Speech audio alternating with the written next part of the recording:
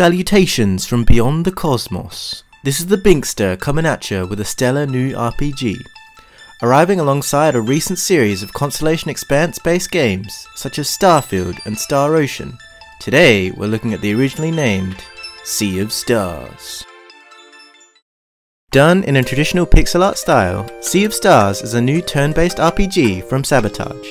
Set in an obviously fantasy world. I mean, what else would it be? The 1920s mafioso era? Forget about it! The story, in simple terms, sees the good guys, the Solstice Warriors, aka moon and sun loving cage fighters, fight a long war against an evil Necrolord, affectionately referred to as the Fleshmancer, and his evil creations, the Dwellers. Seems fairly straightforward, but the story offers a number of twists and turns along the way, as to be expected. I won't intentionally spoil it, as any RPG fan intrinsically knows, such stories are best to be experienced yourself. An unexpected delight was the inclusion of animated cutscenes at key points in the story, which surprised myself and my cohort AK-47 when we first played. As for the characters, you've got the mainstay duo, the Solstice Warriors, the cool Moon Monk Valerie and the flashy Fire Blade Boy Zale, who's also fairly cool-headed. They'll be leading your party the whole game, and you can choose who leads between them throughout your journey. Most of their growth is done together, and they're so tight they never really argue. Then you've got their best friend, Garl, who even after losing an eye as a small child, still hasn't shaken his excruciating FOMO with his buddies, and insists on going with them. His annoying persistence and unrelenting kindness does rub off on you though, providing the ideal everyman in this fantastical setting. Next you have the ninja Serai. She's a cool, in a different way, no-nonsense assassin with wicked knife skills and an even wickeder backstory, shrouded in mysteries. Some obvious, some not so much. Also there's the potion guy, Roshan. He's smart and just makes and throws potions at lads, and has no real bearing on the tale. Don't worry about it. Lastly there's Bzt, or some sort of whisper noise, quite synonymous with the impact he has on the story. A late addition. He's a cloud ghost living in a glass golem that has a newfound talent for pugilism. He doesn't really have that much personality aside from his introduction, and is more or less the party's yes man, there to build moral support. His ever-changing form is pretty funny when exploring though. There's your core party. They generally give decent emotional weight and stakes to the story, aside from the last character, and they're often accompanied by your standard quirky comic relief NPCs. The villains and general bad dudes are a pretty good mix of world dominators to just misunderstood lads, and there aren't really any moments where you're confused by their choices and how the story plays out. For me, one of the biggest hooks in an RPG are the environments, and this game certainly doesn't disappoint. You'll be travelling across mountains, cloud realms, beach funlands, a ghost ship, a clockwork castle, and more, all exquisitely detailed with punchy coloured pixel art, greatly assisted by modern animation, making this old style RPG look fresher than ever. But enough of that useless romantic flourishy crap. You will know about the grit, and the violence, and the fisticuffs. Combat's up next. The battle system in Sea of Stars appears to be a standard turn-based affair, but it does offer some unique mechanics to spice the fights up, with Paprika the most aggressive of all the spices. First is timed attacks and blocks, giving you the opportunity to do bonus damage and reduce medical treatment costs. Just as an attack hits, you press the action button to trigger a block or extra damage. When I first experienced this, a rush of vapid, childlike nostalgia hit me, as I reminisced my Final Fantasy VIII days fondly, pressing a button with Squall's gunblade, enabling me to cut and shoot people at the same time. Memories. This mechanic helps the combat to feel more interactive. It is a video game after all, not one of those input feedback simulators. Now, you're not just pressing a button and sitting back and waiting like a slothful lummox. You're pressing a button, and then pressing that button again at precise timing. It's so exciting! The second mechanic is breaking enemy skills. When enemies prepare powerful abilities to use against you and your economic interests, a grid of icons will appear above them. If you attack those enemies with abilities corresponding to the icons, they'll disappear. And when all of them are gone, the enemy loses its attack and just sits there, looking like a right berk. While other games like Octopath Traveler offer a similar mechanic, The main draw here is that the icons are randomized each time, often requiring a combination of characters and abilities to break. Last is live mana. Every time you hit an enemy with a regular attack, you clean them of filthy dust particles.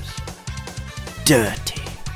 You can then suck up those dust particles like the human vacuum and convert them into powerful energy attacks to beat enemies down for daring to be dusty in the first place. It's a great nod to the cycle of hygiene that plagues our society. Combine all this with flashy abilities and creamy collab combos, and you've got yourself some brouhaha to remember. So that's combat done and dusted. Let's look at exploring and puzzles.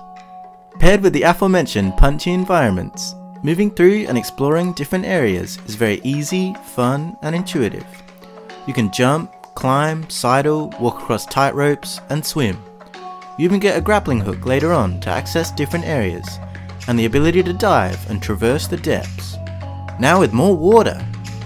There's a classic RPG world map too, where your characters become adorably tiny and the world looks huge and eventful, complete with the expected travel progression we all love.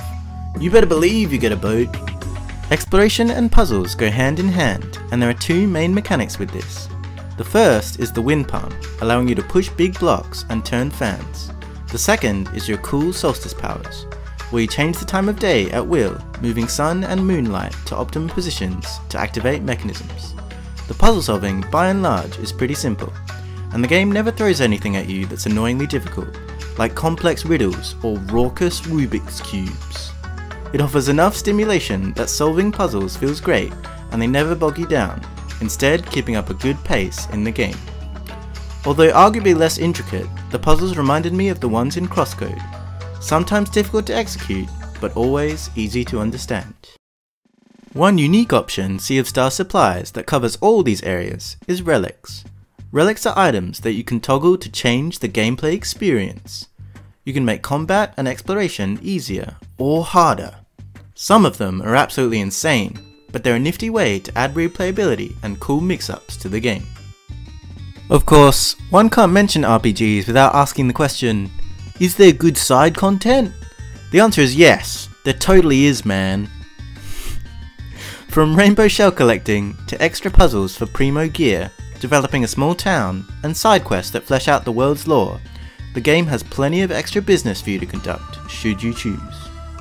In true RPG fashion, there's even a fun, time-wasting minigame too, the Clockwork Wonder known as Wheels, where you spin a wheel and assail your opponent's castle with various units and combinations to choose from. Don't ask me to explain the rules, just read this and get off my back! Yeah, the side content's all well and good, but how are the tunes? They don't disappoint, pumping you full of excitement to explore cool and mysterious areas, and getting you all hyped and roided up to throw down with goons. The band lad pirates you meet later on provide acoustic arrangements of all the OST too. All of it was composed by the same guy who did Chrono Trigger, Yasunori Mitsuda, together with Eric Brown, and they did a tremendous job. Speaking of Chrono Trigger, if you've seen trailers or played both games, you'll immediately notice the references.